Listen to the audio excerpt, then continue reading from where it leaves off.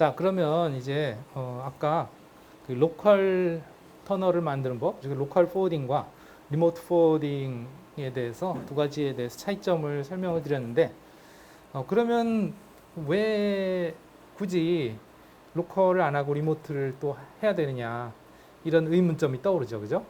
그거는 이제 바로 이 방화벽에 있습니다. 그래서 아까 조건이 여기에서 어떤 조건을 했냐면 이 조건이 있었어요. 그러니까 여기에서 시큐어쉘로 1에서 2 구간을 연결해 한다 하는 그런 것이 이러한 조건 때문에 가능한 거죠. 이 로컬인 경우에, 즉 이쪽에서 이쪽으로 터널을 만들어 놓으려면, 즉 그 시큐어쉘 연결하려면 이 방화벽이 그 접속을 허용시켜 놔야 된다 하는 게 이제 그 로컬 포워딩의 전제 조건이에요. 만약에 여기에서 이 접속을 허용하지 않으면 터널을 만들 수가 없죠. 기본적으로 그런 문제가 있다 이거예요. 그런 경우에는 어떻게 하느냐? 거꾸로 이제 이쪽에서 터널을 만들자 하는 거지. 이쪽에서 이쪽으로 터널을 만들자 하는 거예요.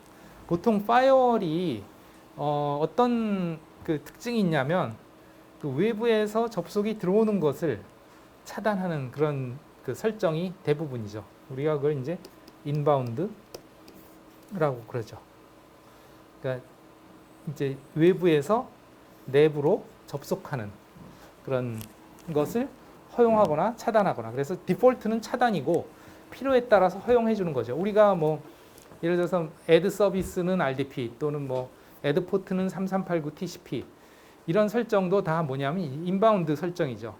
그러니까 이 리눅스 시스템으로 접속이 가능하게 해주는 거죠. 그러니까 기본적으로 막혀 있는데 그걸 허용해 주는 거죠. 그런 구조로 돼 있기 때문에 허용을 하고 있지 않으면 그러면 접속을 할 수가 없어요. 그런데 반대로 파이어월이 기본적으로 이거는 허용을 해놓습니다. 어떤 것을 허용하냐면 내부에서 외부로 나가는 거, 접속을 외부로 나가는 건 이제 허용을 해주죠, 보통. 그렇기 때문에 외부에서 시큐어쉘 서버로 접속을 하는 거는 허용이 안 되더라도 내부에서 외부의 시큐어쉘 서버에 접속하는 것 자체는 보통은 허용을 해놓는다 하는 거죠. 네. 그런 식으로 돼 있기 때문에 이 허용이 안 돼 있을 경우에 이쪽으로 접속을 시켜주면 된다. 물론 여기에 서버가 있어야 되고 그 다음에 이 시스템에서도 마찬가지로 방화벽에서 시큐어쉘 접속을 허용을 해줘야 되겠죠. 그렇게 되면은 이제 터널만 일단 만들어 놓으면 이제 여기에서 이 터널을 통과해서 내부 네트워크로 접속이 가능하니까. 물론 얘네들이 접속이 가능하다는 조건도 이거는 있어야 돼요. 얘네들이 당연히 외부로부터의 접속을 다 허용을 해줘야 되겠지. 외부라는 건 이제 물론 이 시스템 외부라는 뜻이죠. 물론 여기에서는 이제 시스템 내부에서라도 이제 접속이 허용이 돼야 되겠죠. 어쨌든 이 서비스에 접속이 허용이 돼야 되는 거죠. 내부에서는, 이 안에서는. 여기서는 허용이 안 되더라도. 알겠습니까? 그러한 의미다. 이렇게 보시면 되겠어요. 그래서 뭐 여기 막 설명이 있는데요. 예. 뭐 설명 읽어보시면 될 것 같아요. 그게 이제 지금 방금 아까 설명드린 내용들이 이제 핵심적인 내용이고, 결국은 중요한 거는 이제 그러면 내가 외부에서 터널을 만들 거냐 아니면 내부에서 외부 쪽으로 터널을 만들 거냐에 따라서 로컬이냐 리모트냐 이것을 이제 그 뭐랄까 그 신텍스를 잘 알고 있어야 되겠고, 뭐 이것들의 의미를 잘 알고 있어야 되겠다 하는 거죠. 그러니까 여기가 터널 연결, 여기가 포워딩 설정, 이렇게 보시면 되겠죠. 두 가지. 그러니까 보통 때는 우리가 이제 터널, 뭐 사실은 터널이지만 터널이라고 안 그러고 그냥 시큐어쉘 연결이라고 그러죠. 시큐어쉘 연결을 하는데 이걸 쓰고 포워딩을 위해서 이런 게 이제 추가가 되고, 이렇게 보시면 되겠고요. 이제 리모트냐 아니면 로컬이냐에 따라서 그 다음에 이제 앞에서 여기에선 지금 예를 어떻게 들었냐면 이 호스트 내에서 어떤 그 클라이언트가 이 터널 입구로 접속하는 그런 예를 들었지만 어떤 것도 가능하냐면 꼭 이 시스템이 아닌 다른 시스템들이 외부에 있는 다른 시스템들이 이리로 접속을 할 수도 있다 하는 거죠. 물론 이렇게 접속을 하려면 당연히 이 호스트에서는 그 접속에 대한 방화벽을 개방을 해줘야죠. 왜냐하면 어쨌든 내부로 접속을 해오는 거니까. 그래서 인바운드에 대한 허용을 해줘야 돼요. 즉 어디에 대해서? 여기에 대해서. 이 주소와 포트에 대해서 이제 허용을 해줘야죠. 그래서 방화벽 허용을 해줘야 되고 그 다음에 이 시큐어 쉘에서도 그 설정을 해줘야 됩니다. 그래서 기본적으로 이제 내부에서 접속을 할 때는 내부 접속은 어차피 로컬 호스트 127.0.0.1 이 주소로 접속을 하는 거거든요. 내부에서 접속을 할 때는. 그때는 방화벽이 필요 없어요. 왜냐하면 로컬 호스트는 방화벽의 제한을 받지 않습니다. 그냥 허용을 돼요. 기본으로.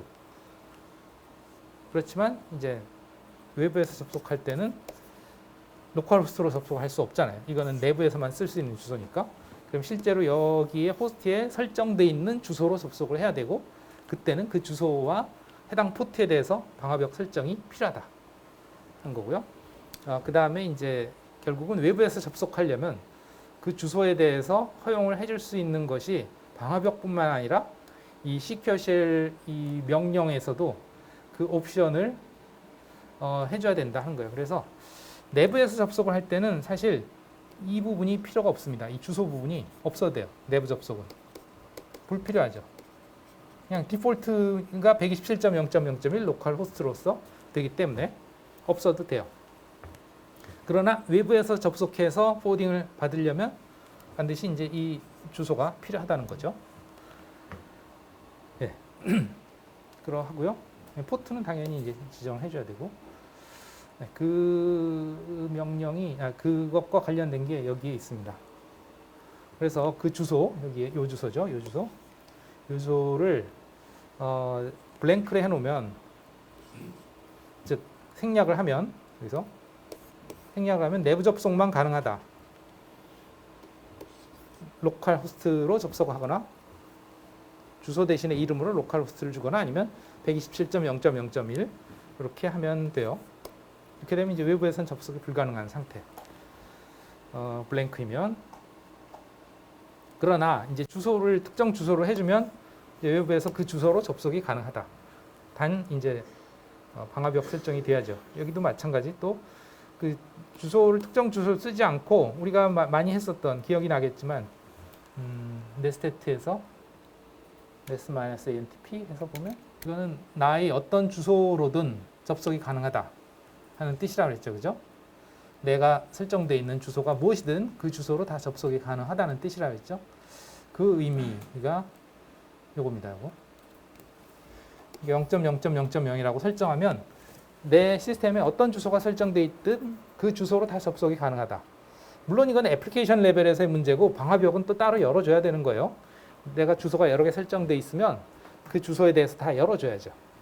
허용을 해줘야죠. 그 다음에 이거는 또 별표로 써도 된다. 이 두 개가 다 이제 any의 의미죠. any. 여기 있네. any IP 주소. 이렇게 설정을 해놓으면 외부에서 접속이 가능하다. 물론 방화벽. 그 다음에 특정 주소도 방화벽. 다 어쨌든 이렇게 하면 이제 외부에서 접속이 가능하다.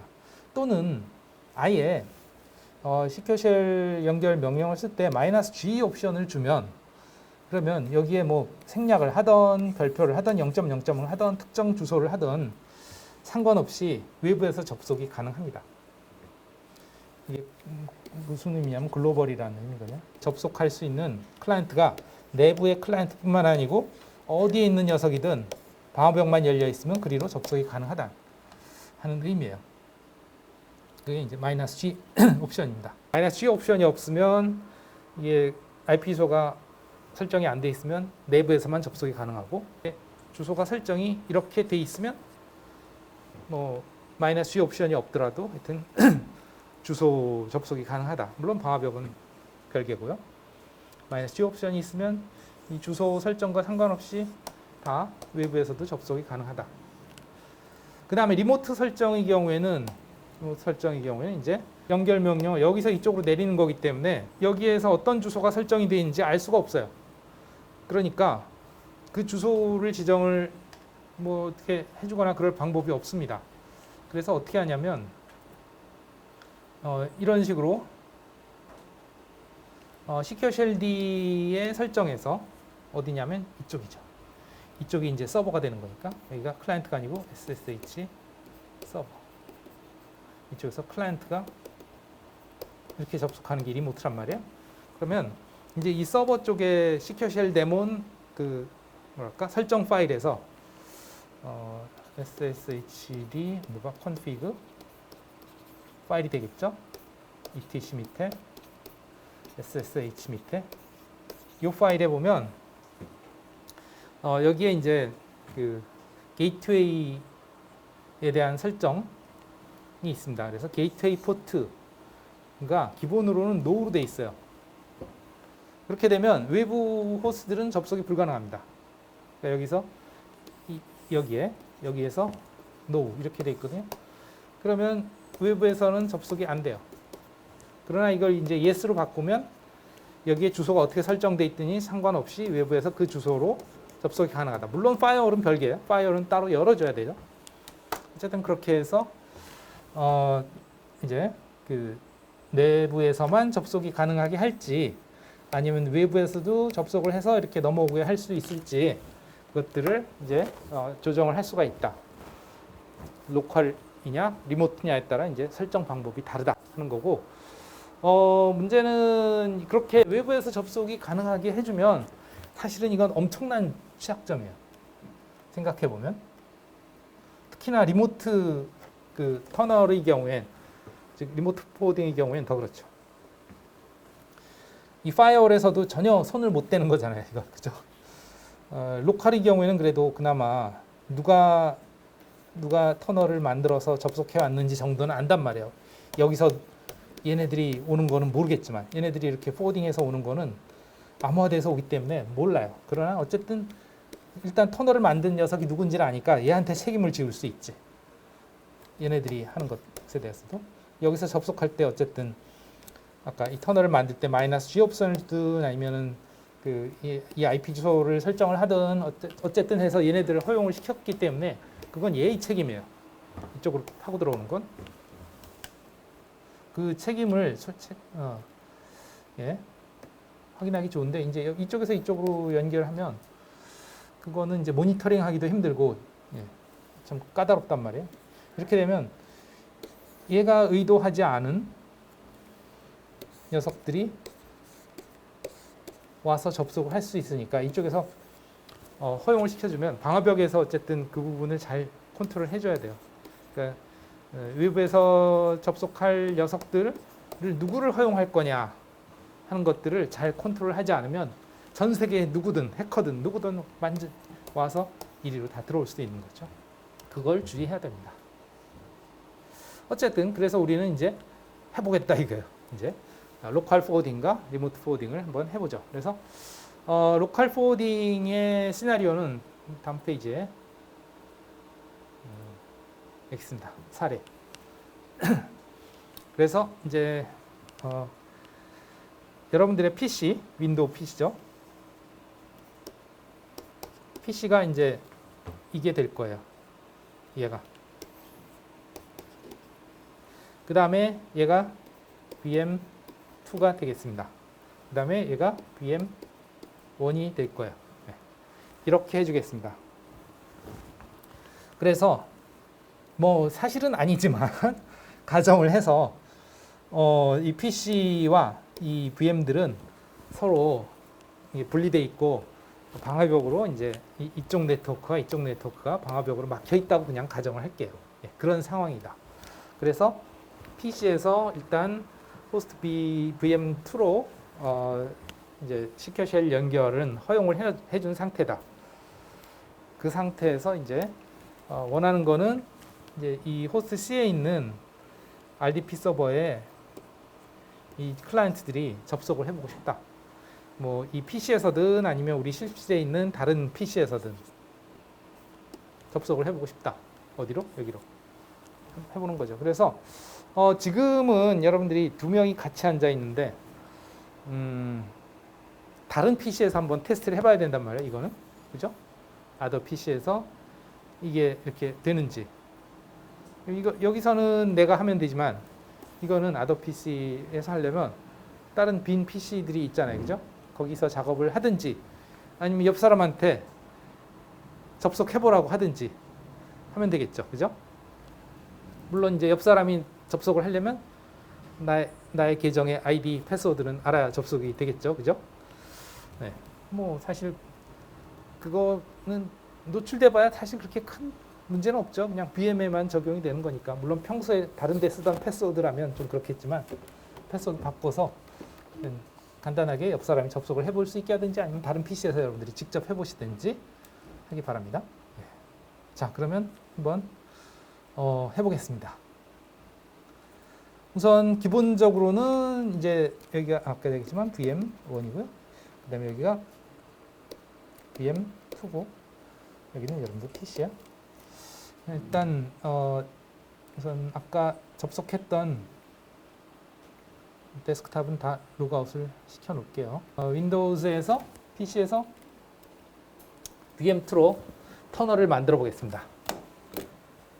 SSH-L 해가지고 우선은 그 로컬에서만 가능하도록 할게요.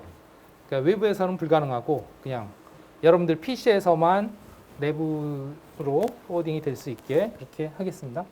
SL 해서 그러면 IP소는 쓰지 않고 생략을 하고 블랭크입니다. 접속할 포트는 아무거나 지정을 해주면 돼요. 이제 임의로 여러분들 그냥 생각나는 대로 하시면 되겠습니다. 즉 그 로컬에 있는 어떤 클라이언트가 저 안에 있는 서버에 접속을 하기 위해서 터널 입구를 어디로 가면 되느냐 하는 거죠. 즉 이 클라이언트가 터널 입구를 어디로 가면 되느냐 하면은 이제 뭐 54321 뭐 이런 식으로 그냥 포트 번호를 주겠습니다. 이렇게 하고 이게 어디로 포워딩이 돼야 되냐? 최종 목적지는 VM2죠. 미안합니다. VM1이죠. 그죠? VM1의 RDP 서비스. VM의 RDP 서비스는 뭐야? 저 같은 경우 223.19 4.165.150번에 33890번이죠. 그죠? 여기죠. 이거는 여러분 거 쓰세요. 제 거 쓰지 마시고. 이게 이제 VM1의 RDP 서비스 접속을 위한 소켓이죠. 그죠? 맞죠? 여러분들 거. 그 다음에 이제 실제 그 터널은 어떻게 만들어지냐? 마이너스 P 2220번이었죠? 그 다음에 마이너스 L JS129 그 다음에 마이너스 I D 드라이브에 keys 밑에 JS 키 26년도 어디로 223.194.165. 저는 200번입니다. 이런 식으로 하면 된다 이거죠. 그래서 시큐어쉘 이게 보통 우리가 시큐어쉘 접속할 때의 그 명령이죠. 그런데 이제 포워딩을 해주기 위해서 로컬 포워딩 1위로 접속하는 거에 대해서 어디로 1위로 포워딩을 시켜줘라. 자, 이렇게 하면 일단 뭐 그냥 시큐어쉘 연결하고 똑같아요. 잠깐만요. 뭐가 네. 바로 옆에 오타가 났군요. 네. 이렇게 해서 VM2에 접속했습니다. 네. 접속을 했습니다. 자, 그러면 이게 그냥 시큐어쉘이에요. 똑같아요. 네. 그냥 일단 터미널은 그대로 이용이 됩니다. 이렇게 되면 이제 일단 시큐어쉘 연결된 거예요. 그래서 sudo ss-antp 해서 네스테트처럼 보시면 ss 보는 게 단점이 이게 너무 길어지는군요. 네스테트로 봅시다. 지금 이게 그 터널이죠. 네, 터널. 51번이 제 PC고요. 그 다음에 이제 여기가 VM2죠. 200번이. 네, 이렇게 접속이 되어 있는 상태예요. 이게 지금 터널인데 그냥 이 터미널이에요. 그죠? 터미널은 터미널대로 연결돼 있고 터널은 그냥 만들어진 거예요. 그럼 이제 그 터널을 이용을 해서 우리가 이제 포워딩을 시켜줄 수 있다 이거예요. 어떻게 룰을 줬냐면 윈도우즈에서 이 54321번 포트로 내부적으로 접속을 하면 그러면 이제 VM1에 터미널로 RDP로 접속이 된다 하는 거죠. 그럼 일단 VM1에서는 어떤 상태인지 네스테트를 볼까요? 똑같이 sudo nest-entp 해서 여기에선 보시면 지금 요거는 뭐 아시다시피 지금 현재 이 터미널이죠. 제가 어디 갔어? 실습을 시작하면서 접속한 터미널이죠. 그죠? 이거 외에는 지금 뭐 연결되어 있는 게 아무것도 없죠. 그죠? 지금 그러니까 상태는 어떻게 돼 있냐? 요거 방금 아까 연결했고요. 그 다음에 시큐어 쉘 VM2로 SSH 접속한 거, 이건 이제 처음에 수업 시간 처음에 접속한 거예요. 그죠? 자, 그럼 이제 이 상태에서 여러분들이 클라이언트를 가지고 원격 데스크탑 연결이 가능하다 이거지. 이렇게 IP 주소로 하면 안 돼요. IP 주소로 하면 안 되고 여기는 로컬 호스트. 왜냐하면 뭐 방화벽 설정도 안 했고 당연히 여기서 아까도 봤듯이 -L 하고서 여기 주소를 안 줬잖아요. 그죠? 접속할 주소를 안 줬다는 얘기는 로컬에서만 접속이 가능하다 하는 뜻이죠. 그렇기 때문에 로컬 호스트로 해줘야 된다. 그리고 접속할 포트는 어디라고요? 54321. 이번 포트로 접속을 하면 되는 거죠. 로컬 호스트로 하든지 아니면 뭐 127.0.0.1로 하든지 뭐 상관없습니다. 어쨌든 콜론 하고서 포트 번호 지정해주고 그리고 이제 연결 하시면 되겠어요. 하기 전에 윈도우에서 네스테트로 한번 확인하겠습니다. 아직 원격 데스크톱 연결하지 마세요. netstat -nbo 그래서 관리자 명령 프롬프트에서 가능하죠. -nbo는 윈도우에서 이렇게 확인해 보면 주소 중에 이제 150번이나 200번으로 연결된 거를 보시면 되겠죠. 200번으로 연결된 거 여기에 이제 터널 연결한 거죠. 이게 그죠? 로컬 터널 연결한 겁니다. 그 다음에 150번으로 연결된 거 요거는 그냥 실습용으로 지금 여기에 접속한 이거죠. 수업 시간 시작하면서. 그러니까 요것과 요거죠. VM2 접속한 거 윈도우 48818. 요게 터널이고 200번에 VM2에 2220번. 그 다음에 요게 이제 VM1에 접속한 거고 윈도우에선 28941로 접속했네요. 28941. 요거죠. 28941. VM1에 접속한 거. 실습용으로 접속. 어쨌든 이 상태예요. 이 상태에서 이제 원격 데스크톱을 연결하면 그리고 그러면 이렇게 열리잖아요. 이 상태에서 netstat-nbo 해서 다시 보시면 54321을 찾아보세요. 5431 아마도 저 위에 있을 것 같아요. 127.0.0.1 여기 있죠. 54321 네. 이게 이제 이 연결입니다. 이 연결이 이제 원격 데스크탑 클라이언트가 어디로 연결했냐? 이게 이제 클라이언트죠. 17.0.0.1에서 자기 자신이죠. 어디로? 110.0.0.1에 54321로. 지금 이 연결이에요. 이 연결. 이걸 보고 있는 거죠. 같은 시스템에서 같은 시스템 내 시큐어 쉘로 연결한 거죠. 이것도 잘 캡처해 두시기 바랍니다. 그 다음에 이제 VM2에서 보겠습니다. VM2에서 netstat-entp에서 또 볼게요. 접속을 해서 봅시다. 여기서 로그인해서 로그인 뭐 안 해도 지금 상태는 지금 접속은 돼 있는 상태니까 그렇긴 한데 일단 자 이게 보시다시피 이제 XFCE 화면이기 때문에 VM1인 걸 알 수 있죠, 그렇죠? 그러니까 여러분들이 로컬로 54321번 포트에 여러분들 윈도우에 접속을 했는데 그게 어디로 포워딩이 된 거예요? VM1으로 포워딩이 된 거죠. 여기 그죠? RDP로 포워딩이 됐어요. 여기로 접속했더니 이제로 포워딩이 됐습니다.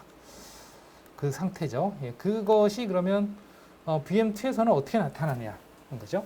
VM2에서 netstat-entp 해서 방금 아까 것과 비교를 해볼게요. 어떻게 달라졌는지 보겠습니다.